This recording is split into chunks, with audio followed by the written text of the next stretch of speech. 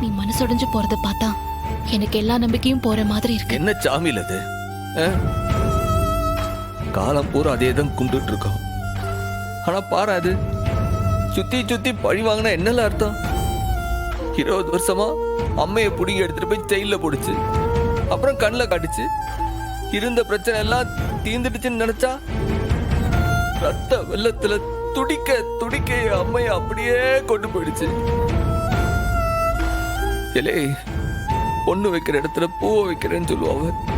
அந்த மாதிரி அம்மா இருக்க வேண்டிய இடத்துல அந்த வேப்ப மரத்தை நான் கட்டி அழுதா மாதிரி எங்களுக்கு ஆறுதலா வந்தது அம்மா மாதிரி அத்தை தாம்ல. அவ்வளவுதாம்ல நாங்க அம்மையாவே பார்த்து வளர்ந்தோம்ல. இன்னைக்கு அவளும் இல்லாம அவளையும் தூக்கிட்டு போனா என்னெல்லாம் அர்த்தம்? அம்மைய விடல, அத்தை என்னல பாவம் பண்ணா? ஒரு பெரிய வீட்டுல வாக்கப்பட்டான் தான் பேரு. ஓ அப்ப என்ன, அவள் என்ன சந்தோஷமாவ பாத்துக்கிட்டான்? அவளை வீட்டுக்காரி மாதிரி அவன் நடத்தினா? ஒரு வேலைக்காரியை விட கேவலமால நடத்தினா? அவளை அடிக்கிறதும் பெதிக்கிறதும் உதைக்கிறதும் அசிங்க அசிங்கமா பேசி கேவலப்படுத்துறதும் இதெல்லாம் எதுக்குல என் அத்தை பொறுத்துக்கிட்டா?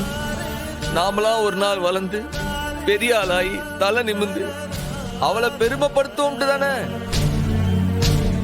இன்னைக்கு எல்லாரும் நாம வளர்ந்து நிக்கும் போது அவளுக்கு ஏல இப்படி ஒரு தோகத்தை பண்ணுதா அவ அத முருகன்? இப்ப எதுக்குல அவளையும் ஒரு மரண தண்டனை கொடுத்து கூட்டிட்டு போற அந்த மனசே இல்லாத கடவுள் என்னல நியாயம் இது? இல்ல இந்த வாட்டி பாத்துருவான், நானா அவனான்ட்டு பாத்துருவான்.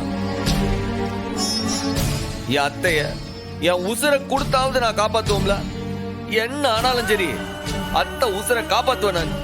இந்த வாட்டி நானா அவனான்னு பாத்துருவான். விஷயத்தை கேள்விப்பட்டதும் நானும் ஆடிதாண்டா போயிட்டேன். அம்மாவுக்கு சாவு செய்தி தெரிஞ்சிருச்சுங்கிற மாதிரி பயந்துட்டேன்.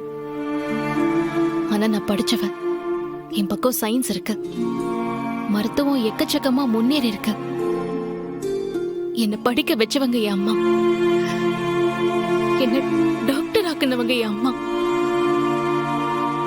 அவங்க கொடுத்த படிப்பு அவங்களுக்கே பிரயோஜனம் படலனா நான் படிச்சதே வேஸ்டா.